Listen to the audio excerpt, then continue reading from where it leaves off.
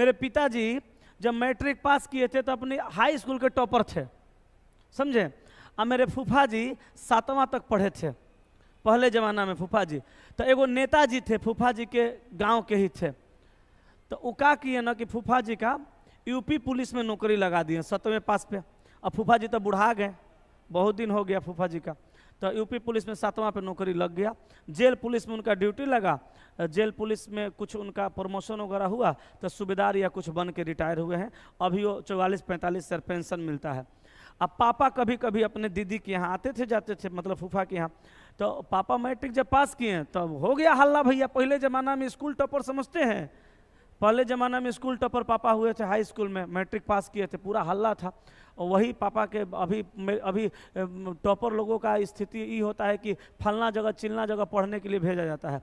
पापा टॉपर किए तो वही टॉपर बने तो बिया हो गया पापा के, समझे। पता चला नाना को कि नाना भी मेरे डकमुंशी थे, चिट्ठी बांटते थे, डाकिया थे। तो उनको पता चला कि लड़का टॉपर है भाई हाई स्कूल के, तो सोचे कि पढ़ लिख के नौकरी ले लेगा, ला के मम्मी का बियाह नाना से पापा से कर दिए। तो वो क्या काम किए कि जो फूफा जी का नौकरी लगाए थे, बोले पापा को ना कि चल पहलवान तुम्हारा नंबर बड़ा बढ़िया आया है, तुम्हारा भी नौकरी लगवा देते हैं। तो पापा बोले कि जी ठीक है, ठीक है। पापा बोले जी ठीक है। तो वो बोले ठीक है चलो कागज वगज हमारा निकाल के दे। पहले फूफा जी वहीं थे, बोले अरे पढ़ने दीजिए, हम इसका नौकरी लगा देंगे, आप तो मेरा लगाइए ना दिए, हम इसका लगा देंगे। तो वो बोले अच्छा ठीक है तुम लगा देना। पहले थोड़ा मोड़ा जान पहचान रहता तो हो जाता था। पापा को भी लगा कि हो जाएगा, हमारा जैसा आदमी रहता तुरंत जीजा जी को डांट देता, बोला चुप रहिए, हमारा नौकरी का नाम लगाइएगा, नहीं लगवाना आपसे, चलिए जी आप लगा दीजिए, कह के चल जाते। पापा बेचारे मान गए, फूफा जी नहीं लगाए, शायद पैरवी और भी खत्म हो गया होगा, चाहे जो भी हो, ध्यान नहीं दिए होंगे। पापा मेरे ऐसे ही रह गए। अब जिंदगी भर उनको टेंशन होता है इस बात का कि बाल बच्चा परिवार को खिलाने के लिए कहाँ से कमाएं और कहाँ से पैसा लाएं। टेंशन होगा कि नहीं होगा। अब घर पे खेती गृहस्थी की है, कभी ये बिजनेस कभी वो बिजनेस, कभी ये दुकान कभी वो दुकान, ये बिजनेस नहीं चला वो बिजनेस बदल दिए, वो बिजनेस नहीं चला वो बिजनेस बदल दिया, किसी तरह से परिवार चला दिया। लेकिन टेंशन तो जिंदगी भर का रहा।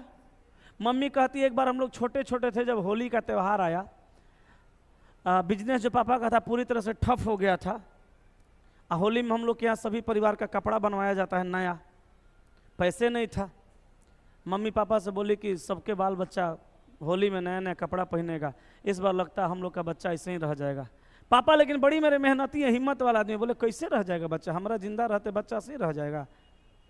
मम्मी लगी कहने की मेरे शहर के मार्केट में, मेरे शहर के बाजार में सरकारी आवास बन रहा था, उसमें पापा गए काम के लिए। तो जिस ठेकेदार से काम मांगे वो ठेकेदार पापा का पहचान का निकला। तो ठेकेदार बोला पापा से कि पैसा पंडित जी ऐसे ही ले लीजिए हमरा से, मजदूरी मत करिए, बढ़िया नहीं लगेगा हमको, बाद में हमको वापस कर दीजिएगा। पापा बोले कि पैसा वापस करने के लिए कमाना पड़ेगा कि नहीं कमाना पड़ेगा। है तो थोड़ा स्वाभिमानी आदमी, पूरे शहर में कोनो एक आदमी पैदा नहीं ले जो कह देगा मेरे पिताजी किसी का 1 रुपया रखे हैं। यही इतिहास मेरे दादाजी के साथ रहा, और वही इतिहास मेरे साथ। हम किसी का पैसा नहीं रखते, लोग मेरा रखे हुए हैं 7 लाख 8 लाख, हम किसी का पैसा नहीं रखते हैं, समझ गए। तो पिताजी बोले कि पैसा आपको लौटाना पड़ेगा तो कमा के देना पड़ेगा हम ही को ना। आल जाल आदमी रहते तो ले लेते कि चलो बिना कमैले पैसा मिल गया, दाएं बाएं कर देते। ठेकेदार बाहर का था चल जाता, लेकिन पापा को जानता था। तो वो बोला कि लेकिन पंडित जी मजदूरी करिएगा, बढ़िया लगेगा। बोले कि देखो बढ़िया लगेगा चाहे खराब, परिस्थिति खराब है, काम देगा तो दो, नहीं देगा तो बोलो हम कहीं और जाएं। बोला नहीं नहीं पंडित जी एक काम करिए, आप जैसे बाहरों में काम हो रहा था, मार्केट के बाहर में काम हो रहा था रोड पे, अंदर में प्लास्टर का काम चल रहा था। बोला कि पंडित जी आप जो है ना बाहर में मत करिए, लोग देखेगा तो बुरा लगेगा, आप अंदर में चले जाइए, और रूम के अंदर मसाला वसाला बनावल है, खाली मिस्त्री को दे दीजिएगा। तो 8-10 दिन पापा काम किए, जब पैसा आया तब हम लोग का कपड़ा खरीदाया। इसीलिए पापा हमेशा कहते कि समय रहते हर काम कर लो, समय गुजर जाने के बाद सिर्फ पछताना पड़ता है इंसान को। इसीलिए हम समय का महत्व को बहुत समझते हैं, कहाँ लोहा गर्म है, कब चोट मारना ये हमको पता है बढ़िया से। टाइम आता है चोट मार देते हैं, सक्सेस हो जाते हैं। टाइम निकल जाएगा, चोट मारते रहिएगा, लोहा ठंडा के चोट मारिए, मार मार के परेशान हो जाइएगा ना, तो लास्ट में भंगूर होकर टूट जाएगा।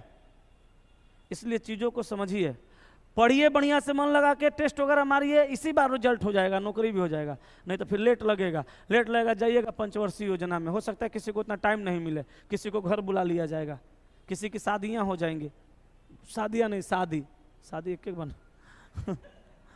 चलो 4 नंबर देखो,